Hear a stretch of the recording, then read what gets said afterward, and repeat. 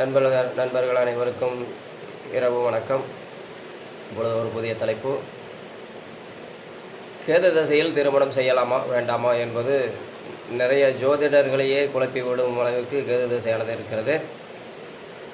கேது திசையில் திருமணத்தை முடிந்த அளவுக்கு தவிர்த்து விடுவதுதான் நல்லது. ஏனென்றால் கேது திசை மற்ற கிரகணங்களிலிருந்து மற்ற மனித வாழ்வை, சிற்றின்பத்தை, மனித வாழ்க்கைக்கு உகந்ததாக நாம் நினைத்து கொண்டிருக்கும் குரு தசையோ சுக்கிர தசையோ செவ்வாய் தசையிலோ திருமணம் நடத்துகிறார்கள், நன்றாக இருக்கிறது. ஆனால் இந்த கேது திசை மற்ற கிரகணங்களைப் போல அல்ல.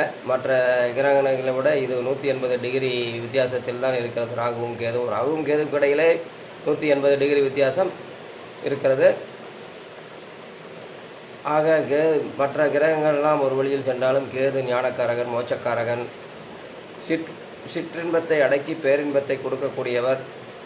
அவர் ஜாதகத்தில், ஒருவருடைய ஜாதகத்தில் லக்கணத்திலிருந்து 3, 6, 9, 3, 6, 11ஆம் இடங்களில் அமர்ந்திருந்தாலும் 10ல் இருந்து குரு பார்க்க அல்லது பௌர்ணமி சந்திரனுடைய சந்திரன் பார்வை பார்க்க, சுக்கிரன் பார்வை பார்க்க இப்படி அமைந்திருந்தால் அந்த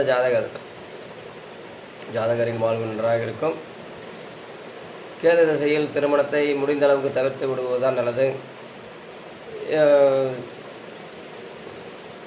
புதன் தசை நடப்பவர்களுக்கு இளமையிலேயே கேது தசை வந்துவிடும்.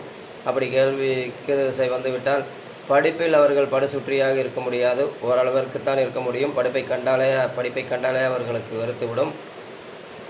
சனி தசை நடப்பவர்களும் சனி தசை 19 வருடம், அதற்கடுத்ததாக புதன் தசை ஒரு 17 வருடம், 19, 10, 23, 36 வருடம் ஆகிவிடும். அந்த சனி தசை நடப்பவர்களும் கவனமாக திருமணங்கள் அமைப்பு வரும்பொழுது நல்ல இடங்களாக பார்த்து திருமணத்தை அமைத்துக் கொள்ள வேண்டும். புதன் தசை வருபவர்களும் திருமண வாய்ப்புகள் வந்துவிட்டால்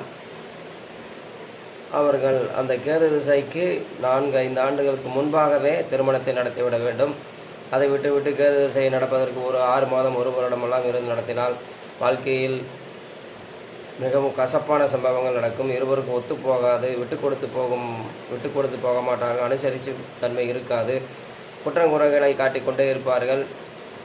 இன்னும் வேறு சில சொல்லக்கூடாத சம்பவங்களும் நடந்துவிடும். ஆகவே முடிந்த அளவுக்கு கேது திசையை தவிர்க்க பார்க்கணும்.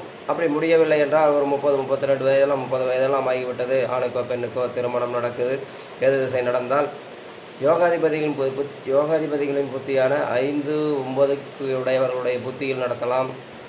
அல்லது சுபகிரகங்களான குரு, சுக்கிரன், புதன் தசையில் நடத்தலாம்.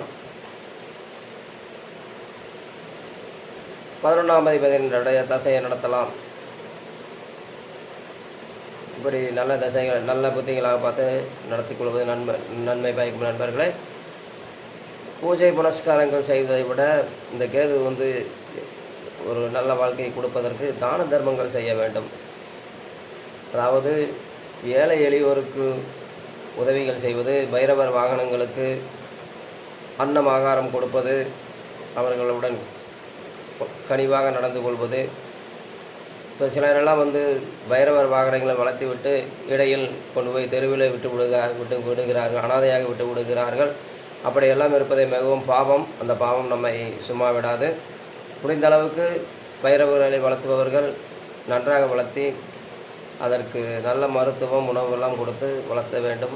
அவர்கள் அந்த பைரவரின் ஆயுட்காலம் முழுவதும் தங்கள் இல்லங்களையே வைத்து பராமரிக்க வேண்டும்.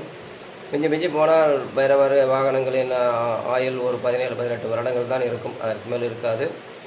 அப்படி கனிவான முறையில் வளர்த்தி விட்டால் அந்த கேது திசையானது அதிக பாதிப்புகளை கொடுக்காது.